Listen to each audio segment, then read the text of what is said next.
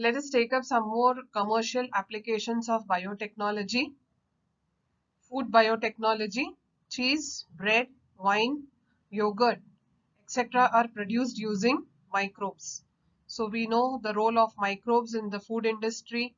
We have studied so many different types of food items that are prepared by making use of microbes.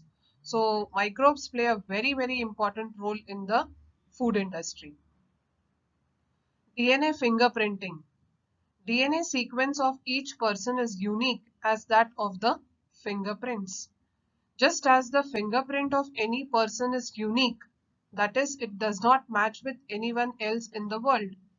So your fingerprints are unique and that they will not match with anyone else in your family nor in the entire world. So just as we have got unique fingerprints, the same is the case with the DNA sequence also. So DNA sequence of any person is going to be unique like the fingerprints. Not even twins have the same fingerprints. They also show some minor differences in the arrangement of the lines that are there on the fingers. So the fingerprints are unique. You must have heard about biometrics.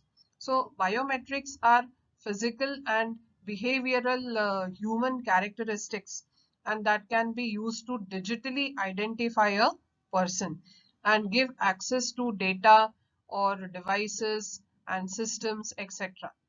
Now, the examples of these biometric identifiers are one of them is fingerprints, eyes are there, and facial patterns are there. So, these are used as biometrics. Due to this, identity of any person can be established with the help of its available DNA. So, because we all have a unique DNA sequence, it can be used to identify any person. This is called as DNA fingerprinting. Even a small piece of hair can be used to identify a person. It is mainly used in forensic sciences. So DNA fingerprinting is basically used in the field of forensic sciences. Forensic science is also known as criminalistics, and it is an application of science to criminal and civil laws, mainly on criminal side during criminal investigation. So if there has been any crime and there are on the crime site or the scene, there are certain items that are found, and those items can be used to identify the criminal.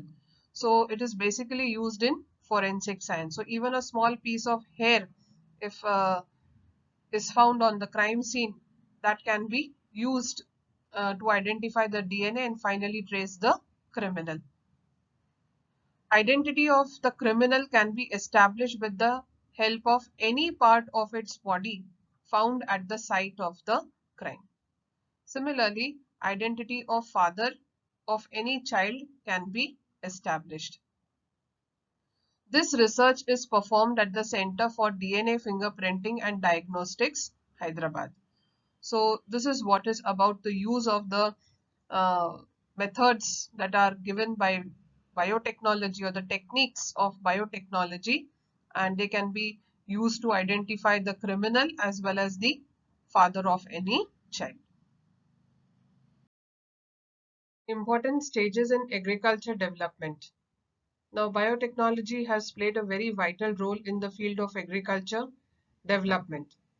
The newer varieties of crops that have been developed using biotechnology, that is those which are resistant to drought, frost, and insects and pests, we have already studied under GM crops. So this has resulted in increasing the food grain production of the country. So biotechnology has played a very vital role in agriculture. So we are going to see some important stages in the agriculture development. The one that we are studying in this slide is Green Revolution.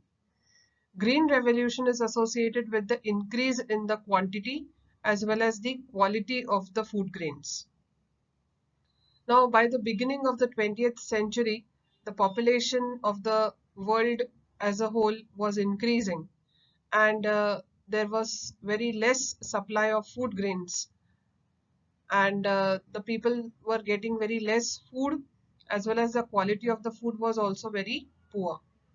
So this was the challenge that was being faced by the entire world. That is, the population was increasing, and to provide food grains to such a huge population was a big problem. So there were two scientists who worked on this problem, and they came up with solutions.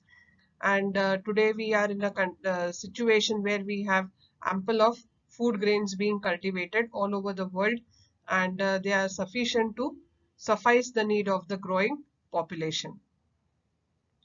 So various methods applied for harvesting maximum yield from minimum land are collectively called as green revolution.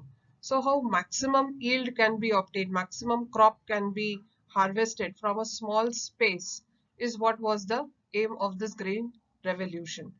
So various methods were applied for this so that the farmers could get maximum yield from minimum land. So this is what we refer it to as the basic of green revolution. Dr. Borlaug from USA and MS Swaminathan from India have valuable contribution in green revolution. Dwarf varieties, that is those crops with short stem, of wheat and rice, proper use of pesticides and fertilizers, and water management has led to increased production of food grains. So number of changes were done in the way the farmers did farming, and they were educated, and newer varieties of food grains were developed, and we have various varieties of dwarf varieties, that is those wheat and rice plants which are with short stem, they were developed, and proper use of pesticides and insecticides, and the way the fields are watered. So all this resulted in increasing the production of the food grains. So Dr. Borlaug and MS Swaminathan had a lion's share in bringing about the green revolution all over the world. Various research institutes and laboratories are engaged in development of new varieties of various crops through research. For example, Indian Agricultural Research Institute, New Delhi, National Citrus Research Institute, Nagpur, and allied branches, Indian Institute of Sciences, National Pomegranate Research Institute, Solapur, are all the various places where research is going on. Now, these are the three varieties of rice, that is Bhupesh, Rajdeep, and Dhruva. So these are newer varieties of rice that have been grown, and they have been grown using the various biotechnological methods and means, and they give a very good yield. The production obtained with these new varieties is very good. So this is what is about the role of biotechnology in the field of agriculture, and it has brought about the green revolution.